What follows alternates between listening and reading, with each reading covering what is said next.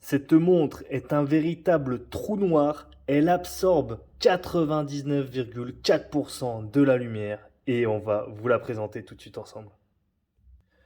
Bonjour les amis, si comme moi vous êtes un peu un amateur de la Moser Venturer Venta Black, qui est quand même tout de même à 21 000 euros à peu près, c'est le prix que j'ai trouvé sur Chrono24, ou alors simplement la Endeavour Tourbillon Concept Venta Black qui est elle aux alentours de 75 000 euros, mais que vous n'avez pas forcément l'argent pour vous l'acheter.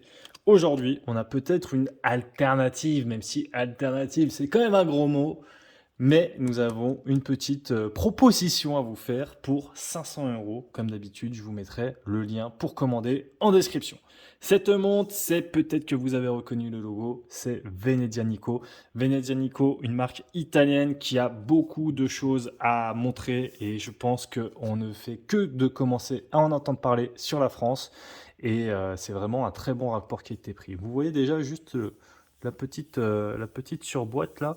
Il y a un peu de relief sur le Venezianico. Franchement, bon, c'est peut-être un petit détail. Je pense que vous avez du mal à le voir sur la vidéo, mais c'est vraiment en relief et c'est juste ça. C'est un petit détail qui fait quand même beaucoup de choses.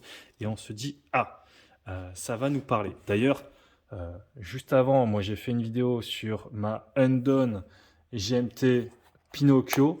Et c'est à peu près du coup les mêmes prix, mais on voit que les boîtes n'ont absolument rien à voir. Quoi qu'il en soit, on reçoit cette montre, hop là.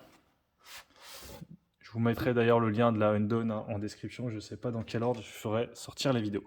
Ici nous avons la Venezianico, donc nous avons la boîte, hop là, on vient l'ouvrir, on a la montre, on a ici d'ailleurs, je ne vous ai pas montré, pardon, j'ai reçu la montre, j'avais quand même le petit fascicule Venezianico aussi avec, qui est quand même un joli fascicule avec des belles photos, etc., etc. Nous avons ici, hop là, comment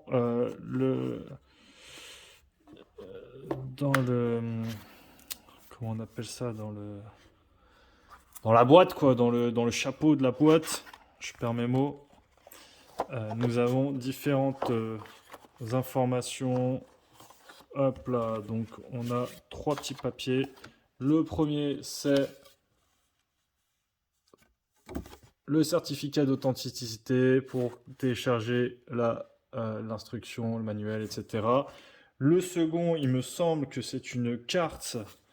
Donc je vais peut-être pas avoir la place de toute la déplier, mais oui, c'est une carte si jamais ça vous intéresse. Pour faire un petit peu de tourisme, pourquoi pas. Bref, c'est un peu galère en plus avec le gant et je pense que ça vous intéresse pas énormément.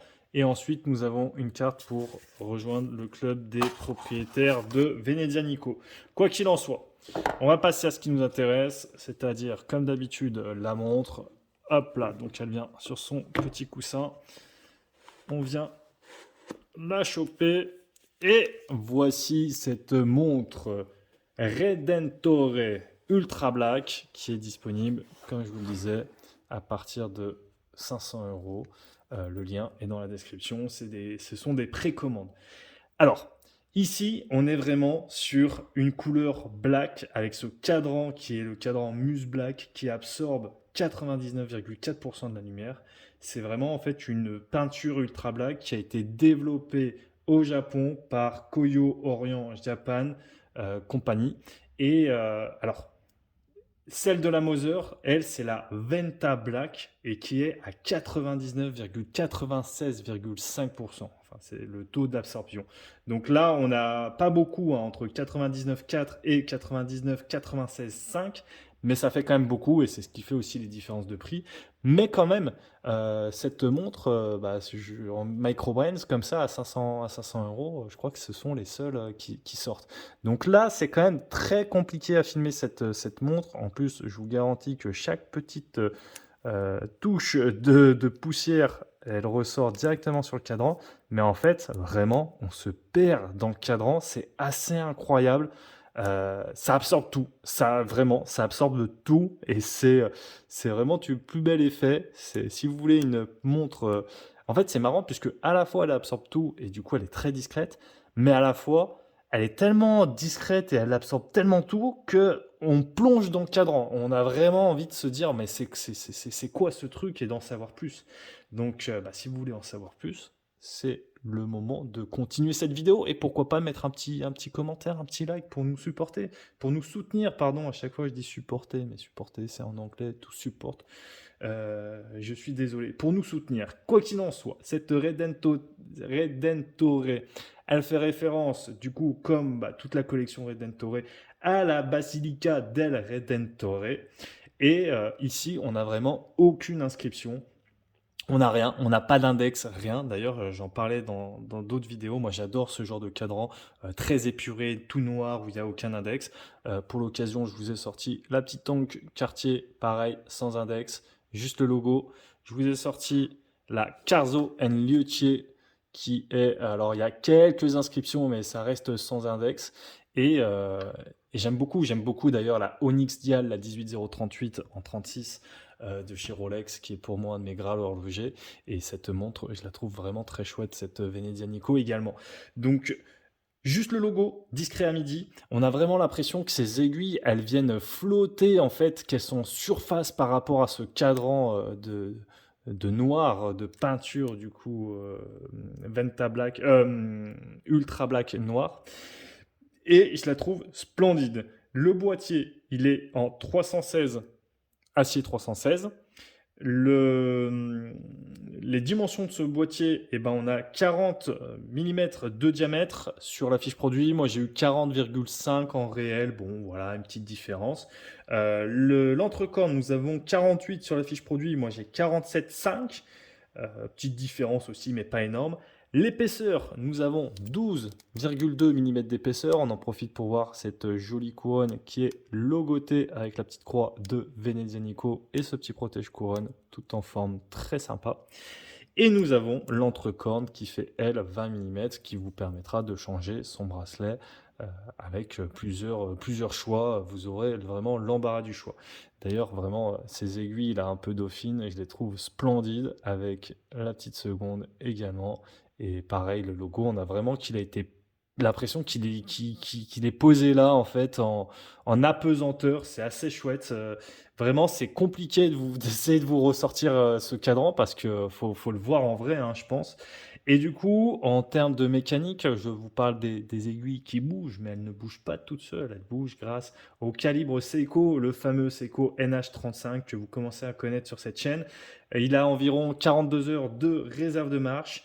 Le verre, c'est un verre saphir avec un traitement anti-reflet.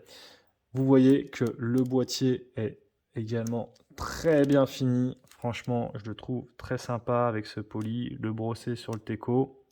Et on passe au fond de boîte qui est aussi très sympa.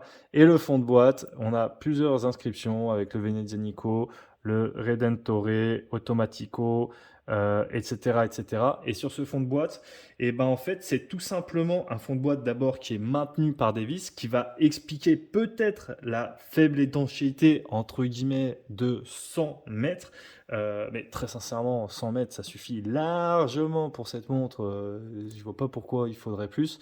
D'ailleurs, est-ce que la couronne est vissée? Non, elle n'est pas vissée, donc c'est toujours pas mal aussi quand on a 100 mètres couronne non vissée. C'est cool aussi puisque c'est quand même plus pratique. Et, euh, et ce fond de boîte, je le trouve également très sympa. C'est en fait un satellite qui est en train d'être aspiré par un trou noir en référence à l'inconnu. Vraiment ce monde inconnu où le noir serait en train d'absorber toute source de lumière.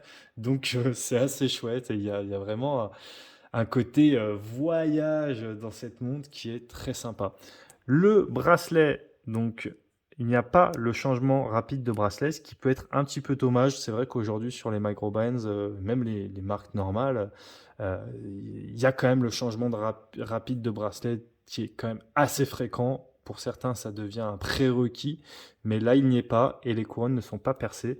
Après, le cuir d'Italie, c'est quand même des très bons cuirs, hein, il n'y a rien à dire là-dessus.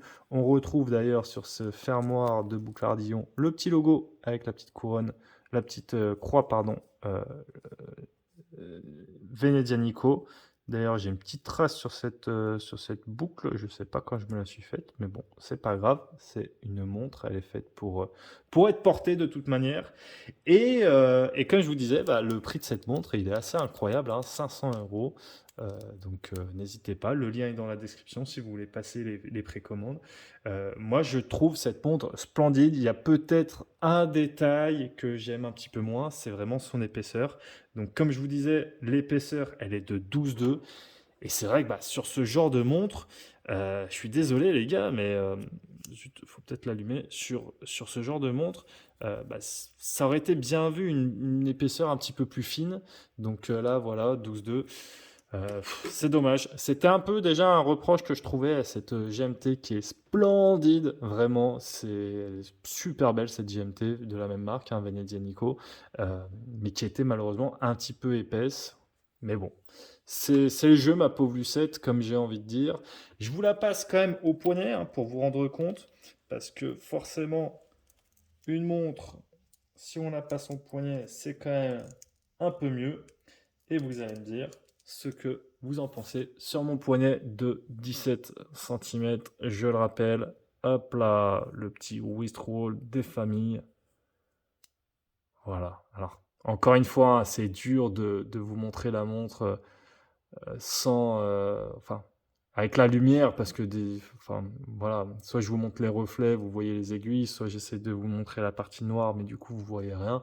C'est, mais c'est vraiment assez incroyable, cette montre, et vraiment, c'est, comme je disais, en fait, elle est très discrète, mais à la fois, elle est très discrète, et à la fois, on a envie de se plonger dedans, parce qu'elle nous absorbe comme, au même titre de la lumière, que la lumière.